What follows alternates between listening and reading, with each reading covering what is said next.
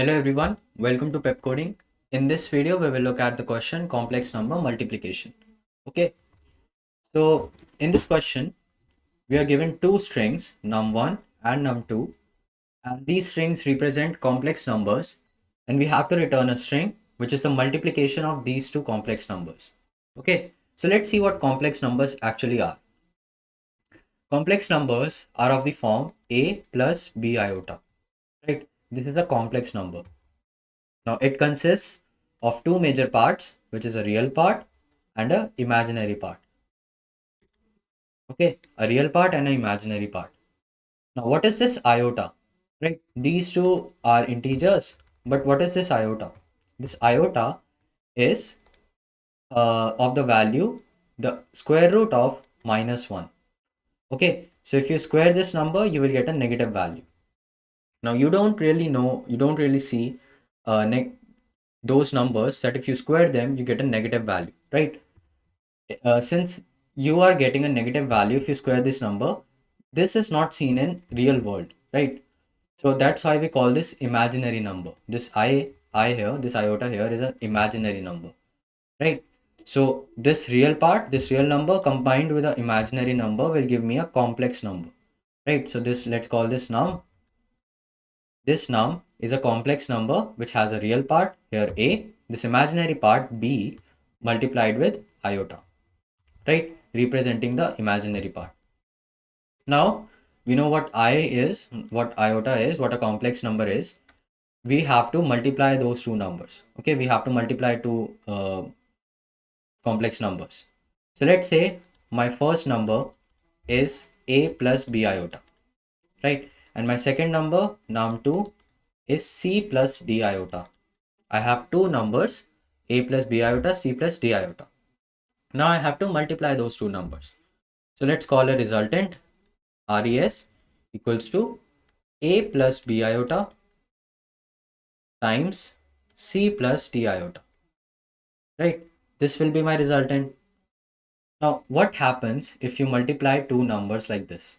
Okay, you will get, if you want to multiply two numbers like this, a will multiply with c, then a will multiply with d, right? And then bi or b iota will multiply with c, then b iota will multiply with d iota. Okay, so after this I will get a times c, right, plus a times d iota,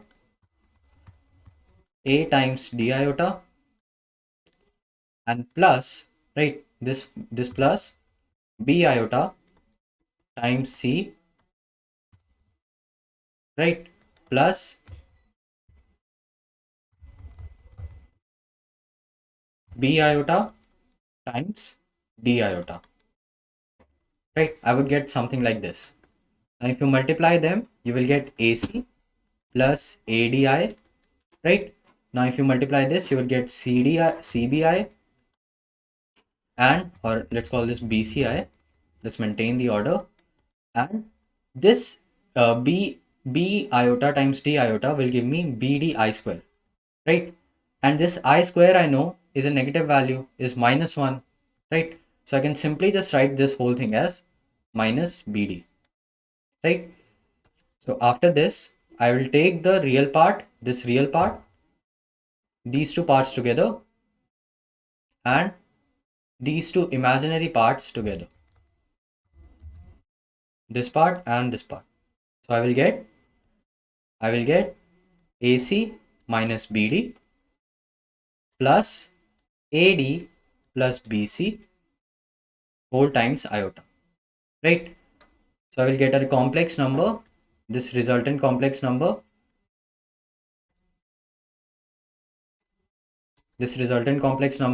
which has two parts. This is my real part and this is my imaginary part. So if I'm given the two strings, right, I'm given num1 and num2. Num1, let's have a num1 which is something like -5 plus 3i, right? I have something like this, and my number 2 as minus 3 plus minus 2I, right? Something like this. I have two numbers, two strings like these. Now I have to find the multiplication of these two numbers.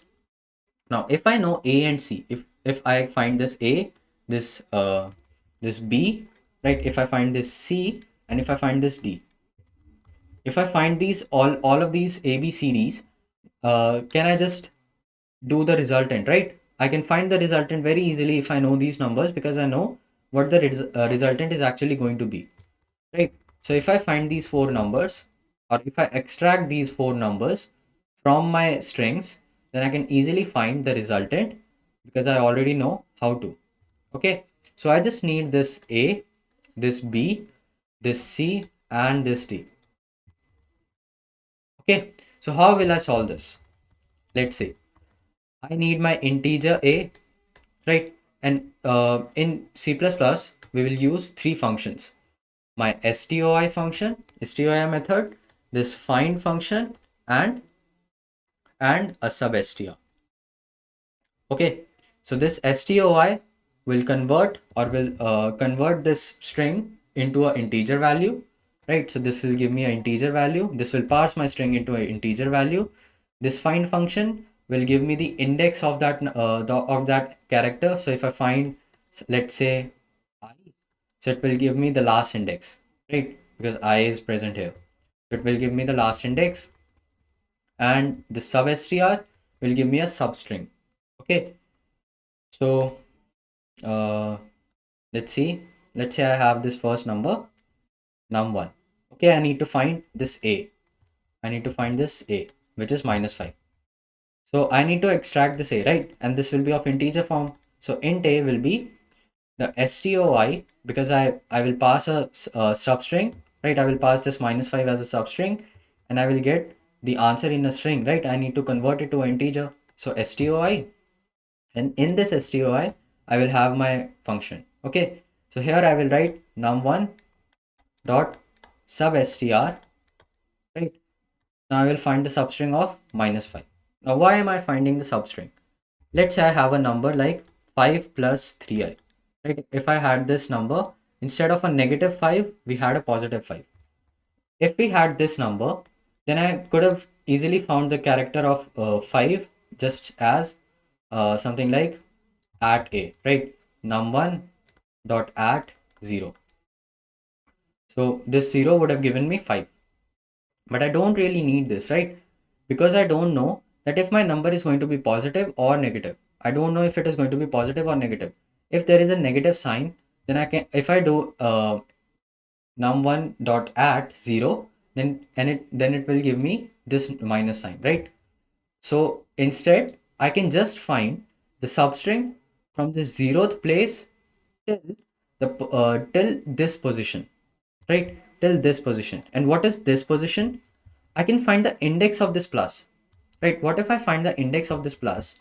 What if I find the index of this plus and just find the position before it, right? So my substring is going to be from 0 till the index of this plus -1.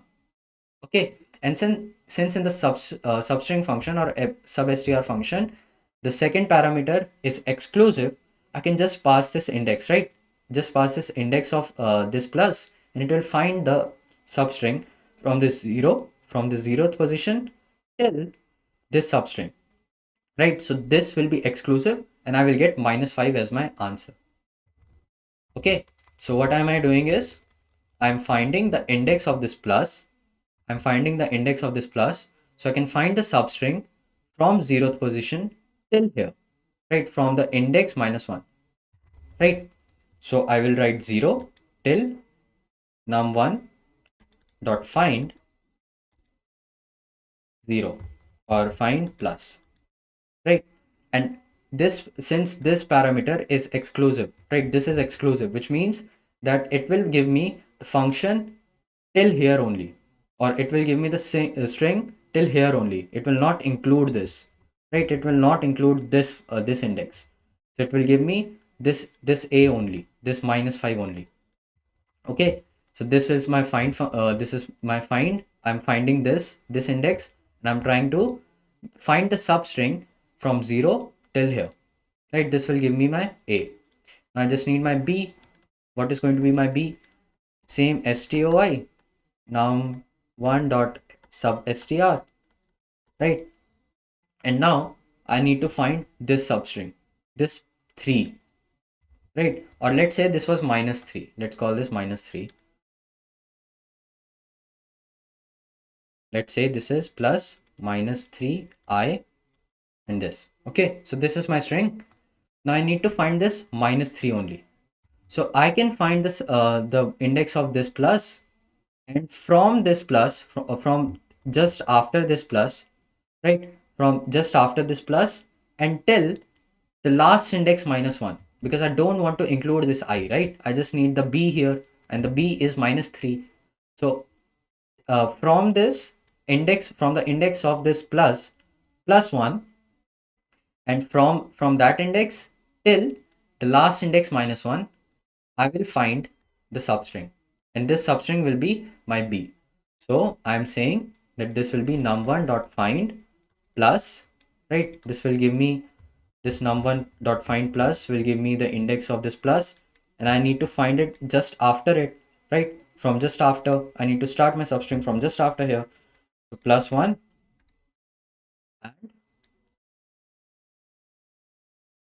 and this will go till my num1 dot length minus 1, because I don't want to include this I, right? This I don't want to include this I, so I will pass this index as inclusive, right? I will pass this index as exclusive, so I can get substring till just before here.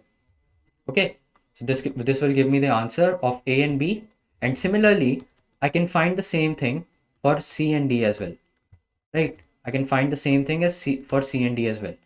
But here these two are same. I'm just going to do this for num2. Okay, the rest of is going to be same. I'm just going to do this for num2. So if I have A, B, C, and D, I can just perform these operations and I will get my answer. So let's try to code this now. Okay. Okay. So first, my num1 is going to be A plus BI, right? My num2 is going to be C plus DI. And what is going to be my resultant? My resultant is going to be AC minus BD plus AD plus BC and I.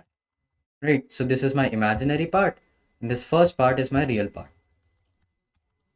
Right, I will get my resultant like this. Now I just need to find my A, B, and C and D. Right, so A will be the STOI of num1 dot sub str. Right, now this will be from 0 till the index of my plus sign. So find plus, right? This will give me my first number. My B will be stoi of num1 dot substring, and this will be from num1 dot find plus, right? And from plus, from this plus find function, this find function will give me the plus index, right? It will give me the index of this plus, and I have to start from just after that, right? So I'm starting from just after it until this will go till the last index, so num1 dot length minus 1, because I don't want this I, right? I don't want the iota. I don't want the iota here as well, right? I don't want this iota. I don't want this iota, right? So I have this A. Now this will be same for my C as well. So here I will write C. This will be num2 and num2. Similarly, this will be D, right? Num2 and num2 and num2. Okay, so I will get this A, B, C, and D. Now I just need to return my result. And what is going to be my result? This empty string plus now the operations, and this will be in toString because I need to convert my integer into string. So A times C minus B times D, right? Now I need to write a plus sign here because I'm writing the complex number form, right? And my complex number form is this this real part plus then this imaginary part and this I, right? So toString, and I will write the imaginary part here, which is a times t plus b times c, right? And a plus, and I need to write the I. Okay. So after this, I will get my answer. Now let's try to run this code. This looks fine. This is accepted. Let's submit this code.